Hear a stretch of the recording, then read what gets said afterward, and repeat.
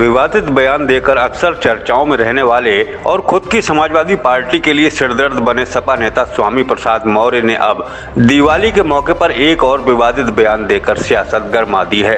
स्वामी प्रसाद मौर्य ने माता लक्ष्मी पर विवादित बयान दे दिया है। एन दिवाली के मौके पर स्वामी प्रसाद मौर्य के माता लक्ष्मी पर दिए गए विवादित बयान के बाद हिंदूवादी संगठन, भाजपा और साधु संतों में बेहद नाराजगी है। सोशल मीडिया साइट पर स्वामी प्रसाद मौर्य ने कहा है कि दुनिया में किसी भी नस्ल और जाति में 2 हाथ वाले बच्चे पैदा होते हैं तो 4 हाथ वाली लक्ष्मी कैसे पैदा हो गई। आगे स्वामी ने कहा है कि अगर आपको पूजा करनी ही है तो अपनी पत्नी की करें, जो कि पूरी निष्ठा से परिवार की देखभाल करती है। ये पहला मौका नहीं है जब सपा नेता स्वामी प्रसाद मौर्य ने हिंदू धर्म और सनातन संस्कृति को लेकर विवादित बयान दिया है। स्वामी प्रसाद इससे पहले भी कई बार धर्म, संस्कृति और जाति व्यवस्था पर तीखे जहरीले बयान देते रहे हैं।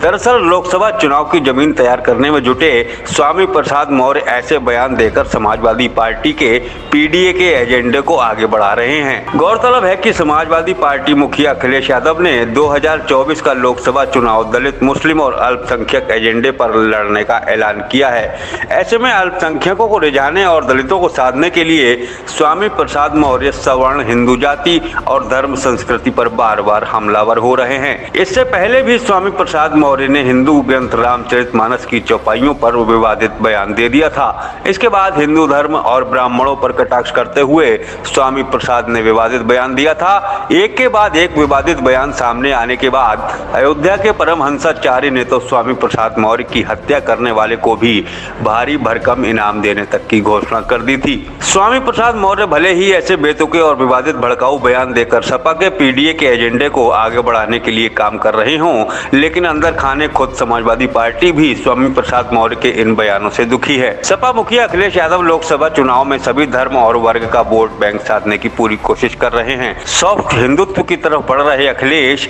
धार्मिक स्थानों की यात्रा कर रहे हैं, बेरोजगारों और युवाओं के मुद्दों को उठा रहे हैं, महिलाओं के हित की बात कर रहे हैं, साथ साथ महंगाई के मुद्दे पर भी सत्ता पक्ष को घेरने का कोई मौका नहीं छोड़ रहे हैं। अखिलेश यादव सपा की मुस्लिम समर्थक छवि को सुधारने में जुटे हैं ताकि हिंदू समुदाय से जुड़े दूसरे तबकों का साथ भी चुनाव में उन्हें मिल सके।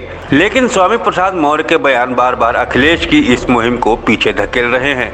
स्वामी प्रसाद मौर्य के बयान से दुखी अखिलेश ने पहले भी उनके बयानों को निजी राय बताकर पल्ला झाड़ लिया था।